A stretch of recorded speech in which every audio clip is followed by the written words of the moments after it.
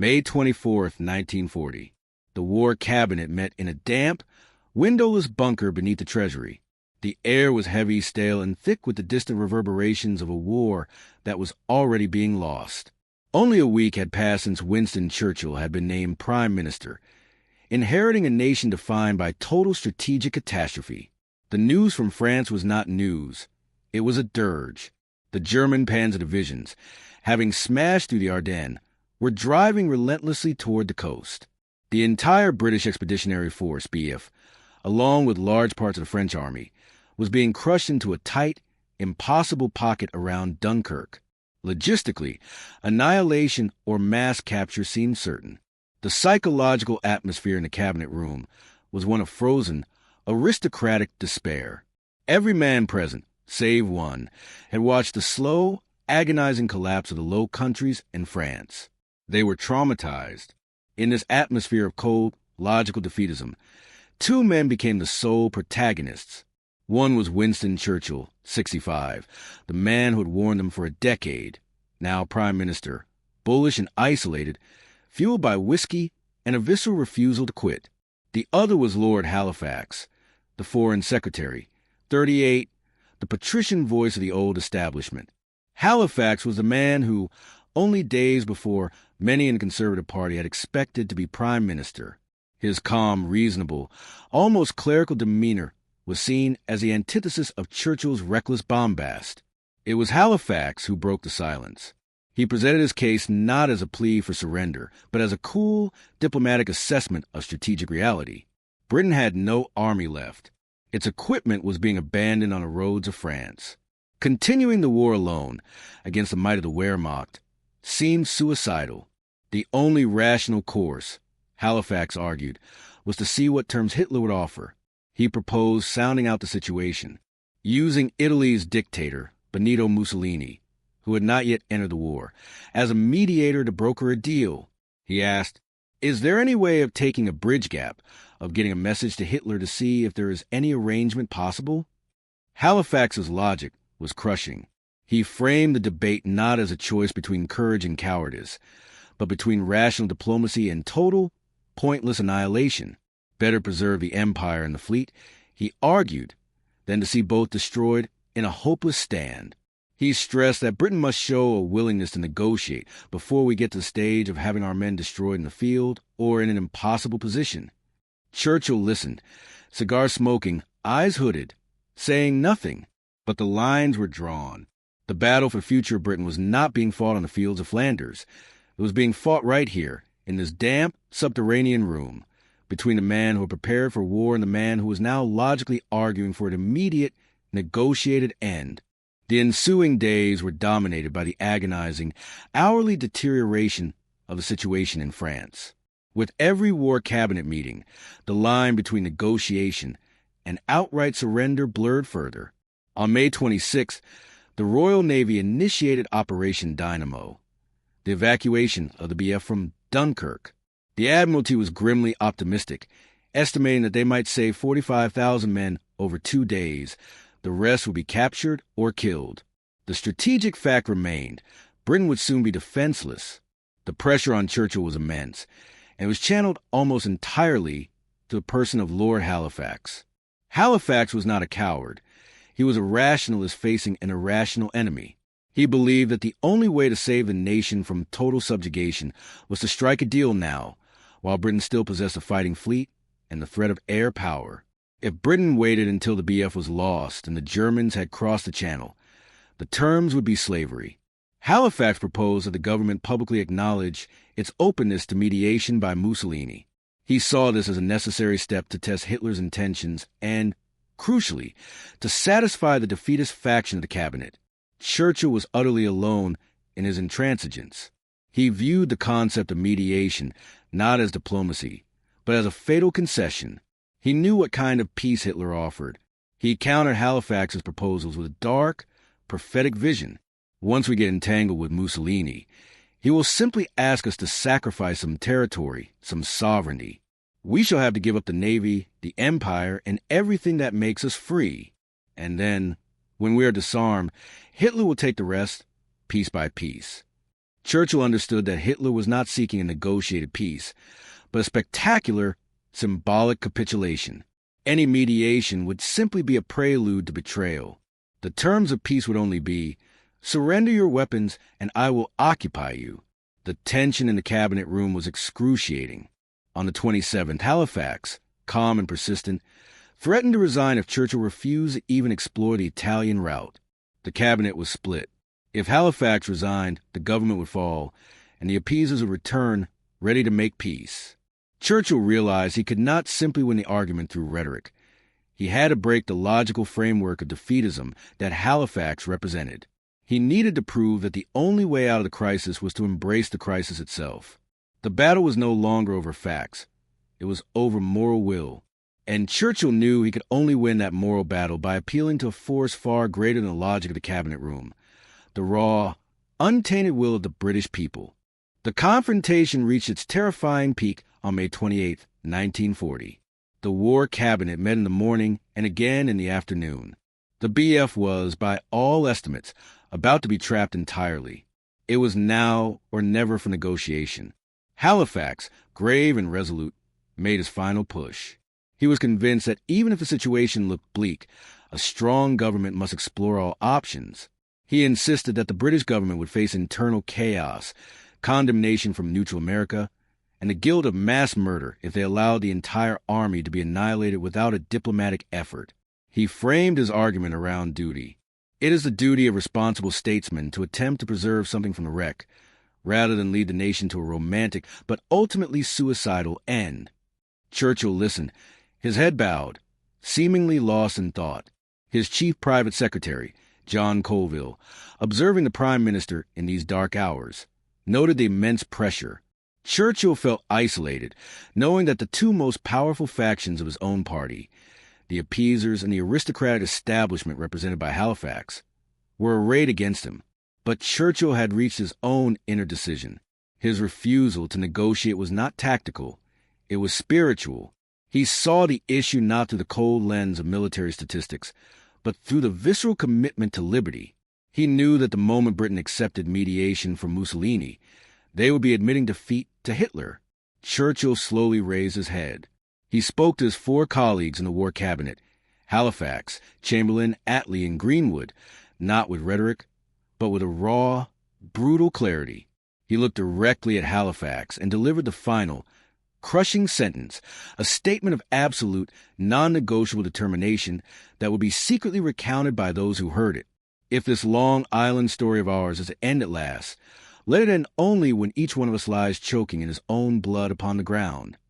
It was a statement that was utterly irrational, utterly reckless, and completely devastating to Halifax's position. Churchill had stripped away the polite facade of diplomacy and revealed the naked choice beneath. Freedom or death.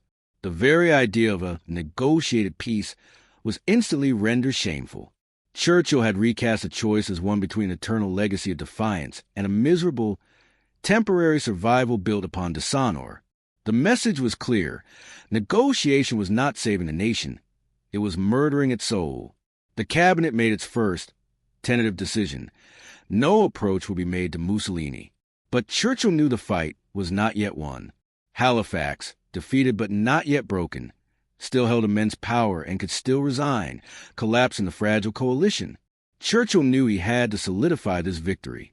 He had to take his moral argument and inject it into the bloodstream of the entire government and, ultimately, the entire nation. Churchill understood that the defeat of Halifax in the small war cabinet was only temporary. The greater, more dangerous enemy was the pervasive spirit of defeatism that held sway over the Parliament and the entire government apparatus. He needed to ensure his decision. To fight on alone became the policy of the entire nation, not just a vote won in a secret bunker. That afternoon, he summoned the full 25-member cabinet to the House of Commons. The room was tense. Many ministers were still loyal to Neville Chamberlain and the appeasement policy.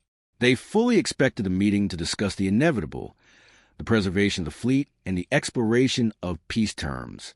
Lord Halifax spoke first. He gave a cold, dry, factual report of the deteriorating military situation. He mentioned the possibility of Mussolini acting as a neutral mediator, presenting the concept not as an option, but as a necessary evil that a responsible government must consider. His voice was the voice of reason, of calculation, and of despair. Then, Churchill rose to speak. He did not discuss shipping losses, air superiority, or the chances of successfully evacuating the BEF. He discarded military statistics entirely. Instead, he spoke to the collective soul of the men in the room. He spoke about the history of the nation. He spoke about honor, about liberty, and about the nature of the tyrant they were fighting. He painted a picture of absolute horror. What would happen if Britain gave in? I have thought carefully about what would happen if we tried to make peace now, Churchill said. The terms would be surrender of the fleet, the abandonment of the empire, and the enslavement of this nation. We shall never be forgiven. We should be remembered as the men who sold the British birthright for a mess of pottage. His voice, usually gravelly and rolling, rose to a thundering crescendo of defiance. He finished, not with logical argument, but with a simple, profound question that was meant to break every rational calculation. And I said to the War Cabinet, and I say it now to you all, that nations which went down fighting rose again, but those which surrendered tamely were finished. The effect was instantaneous and overwhelming. The ministers, many of whom had been silent, anxious, and calculating their political next step, spontaneously rose from their seats. They cheered. They shouted their agreement. Some wept openly. The official cabinet secretary, witnessing the scene, was stunned by the visceral, raw emotion. It was not a vote. It was a religious conversion. In that single raw moment, the will of Churchill became the immutable policy of Great Britain. The peace party was utterly crushed. Lord Halifax, who had sat throughout the spontaneous outpouring, saw the political landscape shatter around him. He realized that the ground upon which he stood, the logic of negotiation, had simply ceased to exist. The emotional outpouring of the full cabinet meeting left Lord Halifax utterly defeated.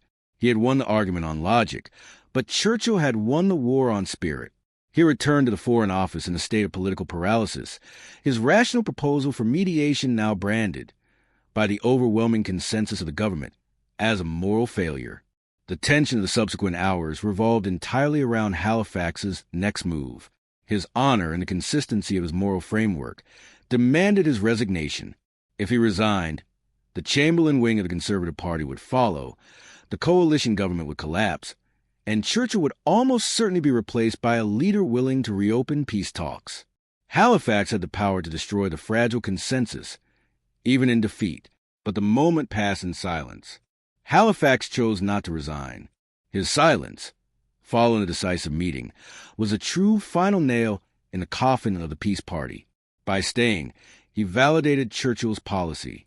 He sacrificed his personal pride and his political authority for the sake of national unity, choosing to serve the government's policy, even though he profoundly disagreed with its wisdom. The reasons for his choice were complex. He respected Churchill. He was reluctant to cause a political crisis during the most acute military crisis in British history. And perhaps, deep down, the sheer, visceral force of Churchill's argument, that surrender, however rational, would forever poison a nation, had broken his own certainties. Halifax, the defeated advocate of peace, now became the Foreign Secretary of total war. This choice had immediate, profound, and unseen consequences for the men trapped at Dunkirk. The decision to fight on, cemented by Halifax's silence, gave Operation Dynamo its moral justification. The Admiralty, facing the logistical impossibility of saving the entire beef, could have been tempted to prioritize saving equipment or ships over men. But with the negotiation option dead, there was no alternative but to save every man possible, regardless of the cost. The men were not being saved for negotiation. They were being saved for the next battle. The miracle of the small boats, the defiance of the Royal Navy, the endurance of the men on the beaches, all of it was being made possible by the singular political decision taken in that War Cabinet room. The government was united, and the only policy was survival and war. While Halifax publicly maintained his composure, in the privacy of his office, the magnitude of Churchill's victory was clear.